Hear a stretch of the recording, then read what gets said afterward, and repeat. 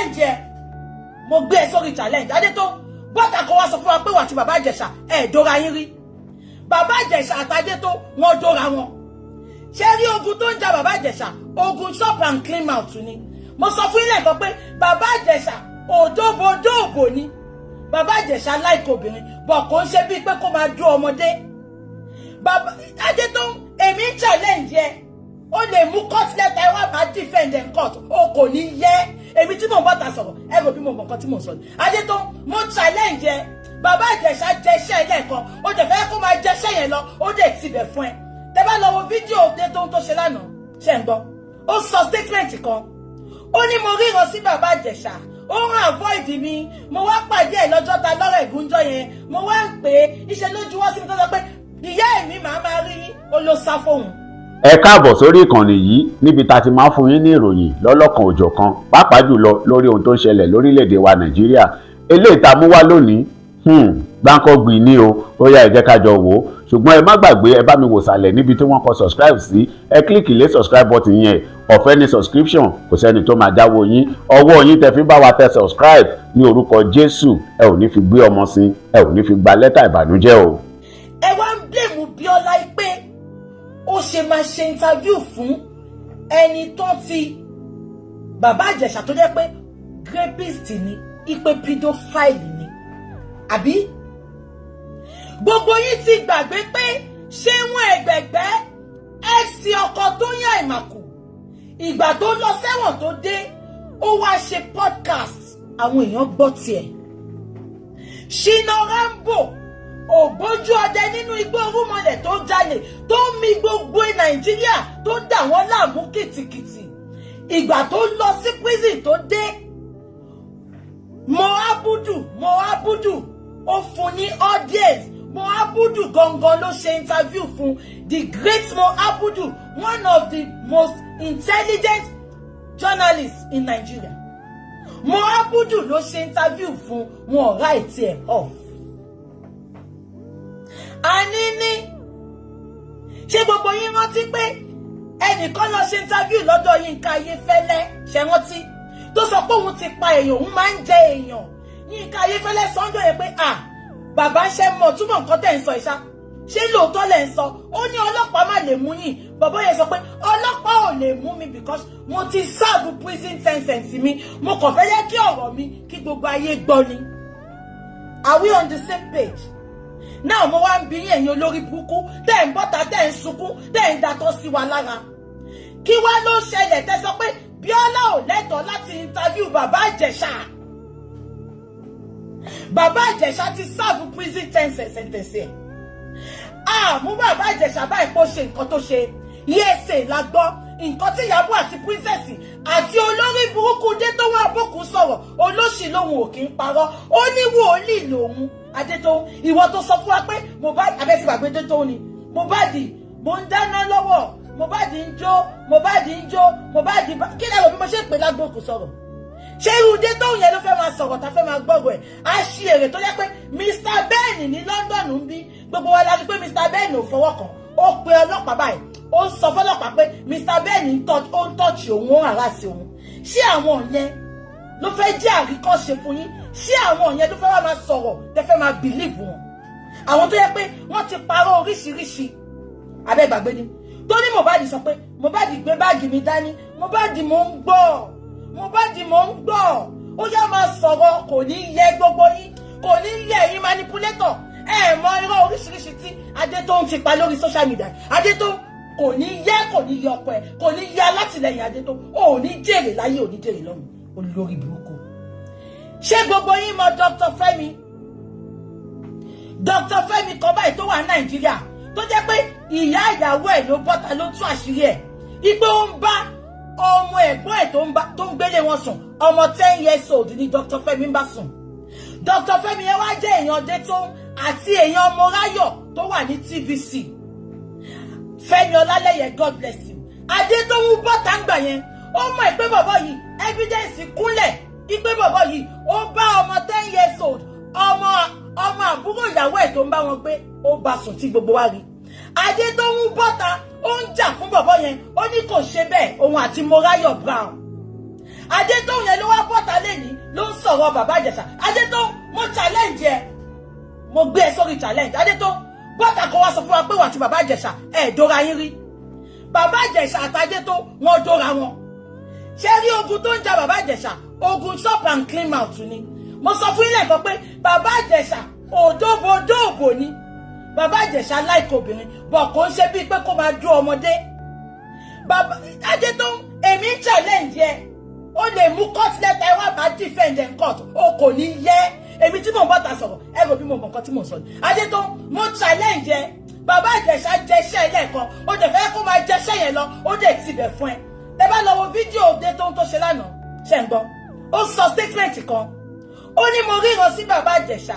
Ó ń avoid mi. Mo wá pàdé ẹ̀ lọ́jọ́ ta lọ́rọ̀ ìgúnjọ́ yẹn. Mo wá ń pè é. Iṣẹ́ lójú wọ́n sí mi tó sọ pé ìyá èmi màá máa rí yín. Ó ló sá fóun. Many of you listen. You watch videos. You watch videos to attack. You don't watch to think deep. You don't watch to think outside the box. Ṣé fẹ́ gbọ́? Ṣé rántí pé dé tó ń sọ lánàá pé ìgbà táwọn wà ń court tó sẹ́ńtẹ̀sì bàbá Ìjẹ̀ṣà ṣé rántí? Dé tó sọ pé bàbá Ìjẹ̀ṣà sọ pé ìwọ obìnrin yìí ó sọ pé ó máa rán mi lẹ́wọ̀n òdẹ̀ rán mi lẹ́wọ̀n. Bàbá ńlá irọ́ ni. Èmi mọ ẹni tó wà ń court live and direct. Wọ́n ní dé tó ń gangan ló sọ fún bàbá Ìjẹ̀ṣà. Bàbá Ìjẹ̀ṣà dé tó kò ní yẹ olórí burúkú onírọ́ olòṣì onírọ́ ó parọ́ kú. Ó parọ́ kú. Àwọn tó wà ní kóòtù sọ pé dé tó ń gangan ló lọ bá bàbá Ìjẹ̀ṣà pé mo sọ fún ẹ pé mo máa rán ẹ lẹ́wọ̀n. Bọ̀tìbàtì dé tó fẹ́ sọ̀rọ̀ lánàá ó ní bàbá Ìjẹ̀ṣà wọ́ èyí báyìí. Ó sọ pé ìwọ obìnrin yóò sọ pé ó máa rán mi lẹ́wọ̀n kò ní yẹ gbogbo yín.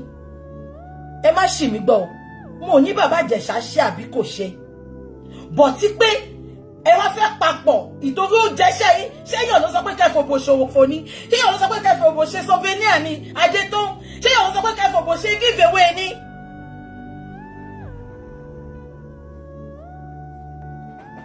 Ṣé ń gbọ́ mi ṣá? Ẹ tún mú yẹn dání. Now, Bíọ́lá Adébáyọ̀ wá ṣe show. Bíọ́lá has the right to give everybody a fair hearing. Bíọ́lá ló ní platform ẹ̀. Ìgbà tó dá platform sílẹ̀, olórí burúkú gbogbo yín kọ́ ló dá fún. Bíọ́lá is not a selective podcaster. I will keep on saying it. Our platform is for everybody. So why tẹ́ fi sọ pé ó jẹ́ kó select àwọn tó máa gbé wá ní olórí burúkú yín? Tẹ́ bá máa wá rojọ́ kọ́kọ́ já yín sílẹ̀. Tẹ́ bá máa wá tọrọ owó. Platform Bíọ́lá is the best. Ṣùgbọ́n gbà tó wá gbé àṣírí favourite yín bọ̀. Ẹ wá castigate ẹ̀. Ẹ sọ pé ó ṣe máa interview ẹ̀. Ẹ sọ pé tó bá tẹ̀ máa interview bàbá Ìjẹ̀ṣà. Ó jẹ́ kó kọ́ọ̀tì ti Ìyábọ̀ Òjó. Mo wá ń bi yín sìn. Ta ni olórí burúkú Ìyábọ̀ Òjó? Ó ṣò yín pé Abíọ́lá ò wọ́n yà láyà yín. Ẹ ló jẹ́ kó kọ́ọ̀tì ti Ìyábọ̀ Òjó. Ṣé rí ẹ wá sọ pé kí Nàìjíríà dá. Báwo ló ṣe fẹ́ dá? No, mo béèrè lọ́wọ́ yín ni. Èèyàn ṣe interview. Ẹ jẹ́ lọ́wọ́ interview tí Bíọ́lá ṣe yẹn. Tó bá jẹ́ pé mo ṣe interview yẹn fún bàbá Ìjẹ̀ṣà, gbogbo àṣírí yẹn máa tú lánàá yẹn. Bíọ́lá àwọn questions kan tó jẹ́ kó béèrè lọ́wọ́ bàbá Ìjẹ̀ṣà, direct question kó béèrè. Ìgbà tó tún yá gan tó ń drill bàbá Ìjẹ̀ṣà said and I quote, ó ní Bíọ́lá ó máa ń gún mi lọ́bẹ nìyí, ó máa kò yé yín. Ẹ gbọ́ mi ṣá? Ẹ gbọ́ mi ṣá? Ẹ wá ń sọ pé ṣó jẹ́ kó gbé síta, ṣó jẹ́ kó allow pedophile àbí rapist láyè kò ní yẹ yín. Ẹ mú evidence yín wá pé ó ṣe. Èèyàn mọ́wọ́ sẹ́nu ńlá owó ọmọ based on the script tán kọ fún pé kó ṣe. Ẹ̀yin wá sọ pé ìtorí ìyẹn ó ṣe nǹkan tó ṣe. Ẹbí princess ṣé bàbá Ìjẹ̀ṣà àti princess ṣọ́n máa dóra wọn? Ṣé wọn máa dóra wọn? Kí ló mú princess? Èèyàn kan sọ pé Adétóun ti marry. Kádétóun tó fẹ́ ọkọ tó fẹ́ ni bàbá Ìjẹ̀ṣà ti do. Ẹni kó bọ́ta kó challenge mi. Wọ́n challenge Détóun. Détóun kó tó marry ni bàbá Ìjẹ̀ṣà ti do ẹ̀ bọ́ta. Kó fi ọmọ kan ṣoṣo tó ní láyé kó fi búra pé bàbá Ìjẹ̀ṣà ò do ẹ rí. Ká wá bẹ̀rẹ̀ láti bẹ̀. kí wá bá gbé evidence burúkú ìsíta wọ́n yìí ní kí ní sùúrù ni mo fẹ́ kẹ́ dá ti gbogbo ọwọ́ yín lẹ̀tọ́ ni kò ní yẹ gbogbo yín. I see no reason why many of you are castigating Biola. Biola was only doing her job. Kí ni mo wá fẹ́ fàyọ? About few months ago, Biola gbé Ìyábọ̀ wá sórí platform Talk to Be. Kẹ́rí pé àwọn people yìí, they are wicked, they are evil from the pit of hell. Biola gbé Ìyábọ̀ wá sórí podcast. Wọ́n wá sọ̀rọ̀ débi ọ̀rọ̀ Lizzy Anjorin. Ṣé ń gbọ́ mi ṣá? Ìyábọ̀ ó bú Lizzy. Today say pé Lizzy kan ṣe show ńjọ́ yẹn pé why tí Biola ṣe máa gbà kí Ìyábọ̀ sọ̀rọ̀ débi ọ̀rọ̀ òun. Ipò wọn ò ní kó má ṣe podcast. Ipò but wọn ò bá ti má sọ̀rọ̀ òun. Ṣé ń gbọ́ mi ṣá? Ìgbà tó ṣe podcast yẹn tán, àwọn èèyàn share video yẹn, wọ́n celebrate Biola, wọ́n believe pé Biola is their own. Wọ́n mọ̀ pé Biola is for everybody. Ẹ gbọ́ mi ṣá. Ìgbà tó gbé Ìyábọ̀ wá, tí Ìyábọ̀ wá,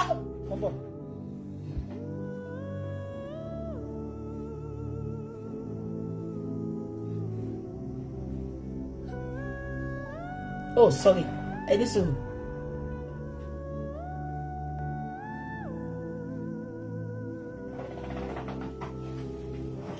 Ṣé gbogbo yín gbọ́ mi? About a few months ago, Biola gbé Ìyábọ̀ wá. Ìyábọ̀ sọ̀rọ̀ débi ọ̀rọ̀ wọn àti Lizzy. Ẹ ṣe sọ fún Biola gbà yẹn pé kò bá ti má béèrè nípa ọ̀rọ̀ Lizzy kó má tún fàjà. Ẹ má sọ fún. Wọ́n sọ̀rọ̀ Lizzy ńjọ́ yẹn, wọ́n rubbish Lizzy lórí podcast yẹn. Ìgbà tó ṣe podcast yẹn tán, gbogbo wọn gbé wọ́n lẹ́yìn àwọn ní Biola èèyàn gidi ni. When it is for their own, the person is doing a good job. But tí ó bá ti ṣe nǹkan tó favor wọn, wọ́n á sọ yín lórúkọ táyé ò sọ yín. Biola is only doing her job. Ẹ bá mi dìyẹn mú. Biola move nearer. Biola wá gbé fídíò yẹn sí lánàá. Gbogbo yín sọ pé Biola ti lọ yọ, Biola máa yọ. Láàárín èmi àti yín, tẹ́ bá mọ gbogbo threat tán fún Biola. Ìyábọ̀ ní kó lọ sọ fún Biola pé tí ò bá yọ fídíò yẹn, wọ́n máa cancel ẹ̀ bó ṣe cancel Naira Marley tí ò sẹ́ni tó gbọ́ Naira Marley mọ́. Ìyábọ̀ sọ pé mo parọ́. Biola ò ní bọ́ta máa sọ nǹkan tó ń ṣe fún ni. Ẹ rí pé mo kọ́kọ́ sọ statement kan pé Ọlọ́run ò ní fi àtijẹ́ wa nìkan sórí social media. Ọlọ́run ò ní fi àtijẹ́ wa sórí collabo. Ọlọ́run ò ní fi àtijẹ́ wa sórí advertisement. Mo máa ń sọ kíní kan fún yín pé I can see myself in VDM. Tẹ́ bá mọ iye èèyàn tó ti gbé collaboration wá fún mi. Tẹ́ bá mọ iye èèyàn tó ti ní kí n wá ṣe ìpolówó kí n name price mi. Tẹ́ bá rí ẹni tí mo bá ṣe ìpolówó fún, mo ò gba owó lọ́wọ́ ẹni kankan. Ọ̀fẹ́ ni ìpolówó tí n bá ṣe lórí platform mi. Tẹ́ bá rí tí mo update for anybody, mo ò gba 10 kobo. Ọ̀fẹ́ ni. Ṣé mo wá ìṣá? Tẹ́ bá ti ń jẹ lórí public, tẹ́ bá ti ń jẹ lọ́wọ́ public, they will be able to control you. Òun ló ṣẹlẹ̀ sí Biola. Biola feed from her podcast. Biola feed from the African shop. Èèyàn mélòó ló ń ra African shop? Podcast yẹn ni Biola fi ń jẹun. Ẹ rí pé gbogbo àná tó ń búlì ẹ̀ kò mú fídíò yẹn wálẹ̀. Wọ́n ti ń kọ́ wọ́n lọ kọ́ sábẹ́ bẹ́ẹ̀. Wọ́n lọ inbox ọmọ yẹn tó ń comment pé cancel Biola, cancel Biola, cancel Biola. Kí lẹ fẹ́ kí Biola ṣe? Òun ni mo ṣe sọ pé kò ní yẹ bàbá Ìjẹ̀ṣà. Ajẹ́rú èmi ni mo ṣe interview fún bàbá Ìjẹ̀ṣà. Mo ò tí ì rí let heaven fall. Ẹ jẹ́ kí bàbá Ìjẹ̀ṣà jí nínú ìwò tó wà kí ìyá rẹ̀ mi kan jí. Mo ò ní yọ fídíò yẹn. Mo rí táwọn èèyàn ń pe Biola ní coward. You cannot call her a coward. The threat was too much from Ìyábọ̀ Òjó and her supporter. Ẹ rí pé gbà tó bá bẹ̀bẹ̀, ó gbé fọ́tò Ìyábọ̀ Òjó ni. Nǹkan tí Ìyábọ̀ Òjó ní kó ṣe ni. Ọ̀nà wọn máa cancel ẹ̀ tó ní gbọ́rọ̀ ẹ̀ mọ́ bọ́n ṣe gbọ́rọ̀ Naira Marley. Ẹ ní kí Ìyábọ̀ wá challenge mi pé kò sọ bẹ́ẹ̀. Ìyábọ̀, ojú ẹsẹ̀ ẹ ti ṣú. Tí ò bá rọ̀ lórí íńtánẹ́ẹ̀tì, pè mí lọ́mọ àlè.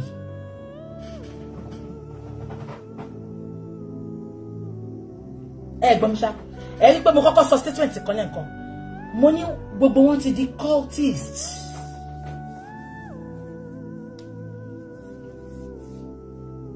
Wọn ò believe pé Bíọ́lá máa gbé fídíò yẹn. Wọn ò believe pé ó máa gbé tìyábọ̀ yẹn sí.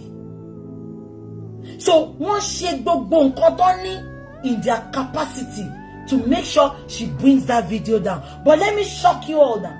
Unfortunately, Bíọ́lá, I dove my heart for you and I give you my utmost respect. Ẹ gbọ́ mi ṣá. Ẹ gbọ́ mi. Ìyábọ̀, move closer. Wọ́n lẹ́lẹ́fọ́ ó ní ó lẹ́fọ́ òun ò kì í ṣe torí àkìtàn. Ẹ gbọ́ mi ṣá. Bíọ́lá wá gbé kinní yẹn sí. Ìyábọ̀, kí ló ń bá ìwọ àti princess lẹ́rù? Tẹ́ fi àtàkì Bíọ́lá ipò ṣe interview. Bíọ́lá ti ṣe interview tiẹ̀. Èmi expect kẹ́yìn náà lọ ṣe interview yín now. Èmi expect kẹ́ bọ́ sórí platform yín kẹ́ ṣe interview yín. Ẹ gbọ́ ni. Why tẹ́ ṣe attack ẹni tó ń ṣe interview? Tẹ́ bá mọ̀ pé gbé òótọ́ dání, ẹ dẹ̀ ní evidence, ẹ má jù sórí social media, ẹ wá ṣe interview, ẹ sọ bó ṣe ṣẹlẹ̀ fún wa. Don't attack Bàbá Ìjẹ̀ṣà or àwọn tó ń ṣe interview fún. Ẹ̀yin náà wá ṣe interview tí yín ká mọ ẹni tó ń parọ́. Ìyábọ̀ Òjó. Ẹ wá lọ attack Bíọ́lá kó mu wálẹ̀. Now let me tell you. Ẹ ti gbàgbé pé gbogbo kinní yẹn yìí wà lórí social media. Wọn ò tí ì bí ya. Ọlọ́run kúkú ṣe any video tẹ́ bá rí tí mo bá gbé, èmi máa ń download ni. Mo kì í share. Bí akálẹ̀ mi gan share, wọ́n ti bá mi mu wálẹ̀. Èmi máa ń download ni. Ìyábọ̀, Bàbá Ìjẹ̀ṣà wá sọ̀rọ̀ débi àwọn ọmọ ẹ̀. Ó lọ fún Bàbá Ìjẹ̀ṣà, ó ní ó máa pe lọ́ọ̀yà ẹ̀. Olórí burúkú ṣàkí ń ṣe bí ọ̀rà. Ṣé wọ́n tó rówó ṣayé tó rówó jẹun pẹ̀lú gbogbo aṣọ ṣíà tó ń wọ̀? Aláyé bàjẹ́ tí ò bá ṣe social media. Ó ló máa fún Bàbá Ìjẹ̀ṣà lẹ́tà. Ó ṣe fún Lizzy lẹ́tà. Ṣèbí Lizzy Anjorin bó ṣe ń ṣèkà lábẹ́ ni Lizzy ń gbá àwọn ọmọ ìṣépè ló ń gbé ẹṣépè tí wọ́n ti rán. Ó ṣe fún Lizzy lẹ́tà. Ẹni ta lè rí mú là ń lẹ̀ dì mọ́. Ìyábọ̀, small yansh dey shake o. Ẹjọ́ ṣé Bàbá Ìjẹ̀ṣà bú ẹni? Ó ló ti fi àwọn ọmọ ẹ sílẹ̀ fóun ní kékeré rí tó lọ dóko fún 2 hours. Súyà kọ́ ló lọ jẹ́. Bàbá Ìjẹ̀ṣà bú ẹni. Ó ti yé àwa táwa street ó ti yé wa. Ó ní ó fi àwọn ọmọ yẹn lẹ̀. Ó ní tóun bá jẹ́ pídópídó bó ṣe pé òun á ti kọwọ́ bọ̀ àwọn ọmọ yẹn dì. Àbọ̀ wọn ti ní. Ó lọ ra súyà for 2 hours ṣùgbọ́n yé àwa ó lọ dóko ni ó sáré lọ ṣe quickie ládùúgbò Bàbá Ìjẹ̀ṣà. Ìyábọ̀, now Bàbá Ìjẹ̀ṣà wá sọ̀rọ̀ ó sáré update fún. Ìyábọ̀, ó wá sọ statement kan. Sórí yẹn ló bí mi nínú jù láyé. Ó sọ statement kan. Ó ní kí ló tí Bàbá Ìjẹ̀ṣà ń dárúkọ ẹ̀. Ó ní ṣebí kóòtù ló dájọ́. Ìyábọ̀, kò ní yẹ kóòtù. Kò ní yẹ gbogbo judiciary system Nàìjíríà. Kóòtù. Àbí kò ṣe kóòtù yìí. Gbogbo yín. Ẹ̀mẹ̀ Pàṣánà bọ́ta. Ó ń pariwo pé bàbá Mohbad ni ò jẹ́ kó ṣe DNA o. Bàbá Mohbad ni ò jẹ́ kó ṣe DNA o. Ṣé gbogbo yín ti gbọ́ ṣá? Kóòtù, àwọn kóòtù mú bí tó ti máa ṣe DNA. Wùmí náà mú tiẹ̀. Bàbá Mohbad náà mú tiẹ̀. Ṣé fẹ́ gbọ́? Àṣé ibi tí kóòtù àti Àṣànà mú, ibi tó ti lè ṣe tissue based DNA ni, ibi tó ti lè ṣe irú DNA yẹn. Wọ́n dẹ̀ ti mú sílẹ̀ ní kóòtù pé wọ́n máa lọ ṣe DNA ńbẹ̀. Ibi tí bàbá Mohbad nìkan mú náà ti lè ṣe DNA. Kóòtù tó dárò ẹjọ́ yẹn àbí kóòtù tó jẹ́ pé wọ́n ṣe autopsy. Kóòtù bọ́ta fún wa, ọ̀tọ̀ nìkan tó sọ ní autopsy, ọ̀tọ̀ nìkan tí kóòtù wá sọ fún wa. Ṣé kóòtù yẹn la fẹ́ máa dá lóhùn? Kóòtù tó jẹ́ pé all handwriting ó ṣó pé Àṣànà ló pa Mohbad, ó ṣó pé ìyá Mohbad accomplice ni. Ìgbà tó lórí burúkú kóòtù máa sọ̀rọ̀, bàbá Mohbad ló ń blame ǹjọ́ náà. Ẹ̀gẹ́ ìtẹ̀ṣà Ìyábọ̀ Òjó ó wá sáré sọ pé ṣebí kóòtù ló dájọ́. Kóòtù Nàìjíríà, judicial system Nàìjíríà kò ní yẹ judicial system Nàìjíríà. Àbí ẹ̀gẹ́ ìtẹ̀ṣà kóòtù Nàìjíríà. Ìyábọ̀, o daft, you are senseless, olórí burúkú. Ìwọ wá ń sọ pé mo kì í fi àwọn ọmọ mi tẹ̀lé kankan. Àbólóṣì ni ẹ́. Àbólórí burúkú ni ẹ́. Ibi báyìí la jókòó sí. Tó sọ fún wa pé ọmọ ẹ̀ dá lọ sọ́dọ̀ Naira Marley, ipon ṣe forceful entries fún. mo dẹ̀ béèrè lọ́wọ́ ẹ̀ mo ní ṣé ọ̀dọ̀ Naira Marley ṣó jẹ́ Shoprite ṣé ọ̀dọ̀ Naira Marley jẹ́ Tesco torí o sọ pé o kì í dá fún àwọn ọmọ ẹ lẹ̀ ṣe bó sọ fún wa pé àwọn ọmọ ẹ máa ń lọ sọ́dọ̀ Naira Marley èyí ọkùnrin ẹ náà ṣe bó rántí kó sọ pé wọ́n kì í gbóbọ̀ ọlọ́fun ṣé o dá fi wọ́n sílẹ̀ àná ló ṣì ní ẹsẹ̀ o máa ń sọ̀rọ̀ o máa ń kó jẹ mo tún wá gbọ́ tó lórí burúkú gbogbo yín tẹ́ ẹ sọ pé it's our girl child ànígbà it's our girl child olórí burúkú yín púpọ̀ nu yín lọ́kọ yín dó ọmọ yín o tẹ́lẹ̀ mọ̀ tẹ́ ẹ̀ ṣe nǹkan kan sí o ìtọ́jú máa wò pé ibo ni mo ti fẹ́ bẹ̀rẹ̀ kọ́lọ́pàá máa mọ̀ ọkọ mi fẹ́ kàn ti ọkọ mi mọ́lé olórí burúkú yín náà wá bọ́ta it's a girl child it's a girl Ìyábọ̀ ìwọ náà sọ girl child Ìyábọ̀ ìwọ náà sọ girl child àní olórí burúkú ni ó ti gbàgbé ní Ìyábọ̀ ọmọ Canada yẹn tó wá tó sọ pé inú ilé tí ìyá ẹ̀ ń gbé tí àwọn ọmọ ẹ̀ ń gbé ibẹ̀ ní Sùlẹ́lẹ́ ibẹ̀ ló wá ń dún ẹ mọ́tẹ́jọ́ ṣe tírísọ̀n ó mọ̀ pé girl child lọ́mọ ẹ̀ ń gbà yẹn ó mọ̀ pé girl child wà nù ilé ẹ̀ àbí ìyá ẹ̀ tó ya wèrè tó kú kò mọ̀ pé girl child ni ẹ̀ alúlórí burúkú ni gbogbo yín àbẹ́ ẹ̀gbọ́n mi ṣá ẹ ti gbàgbé ọmọ Canada tó wá tó àṣírí Sùlẹ́lẹ́ tó nínú ilé Ìyábọ̀ Òjó ìyá ẹ̀ máa jókòó sí pálọ̀ báyìí ó máa mú Ìyábọ̀ ó máa mú ọmọ ẹ̀ ó máa mú ọmọ Canada yẹn ó máa mú wọn lọ sókè lọ ṣe tírísọ̀mù fún wọn Ìyábọ̀ ó mọ̀ pé girl child lọ́mọ ẹ̀ ń gbà yẹn àní kò ní yẹ gbogbo yín tí ò bá ti pé yín lẹ máa ń ṣe it's a girl child it's a girl child kò ní yẹ yín ẹ gbọ́ mi ṣá ó wá búlì kíni yóò charge what is happening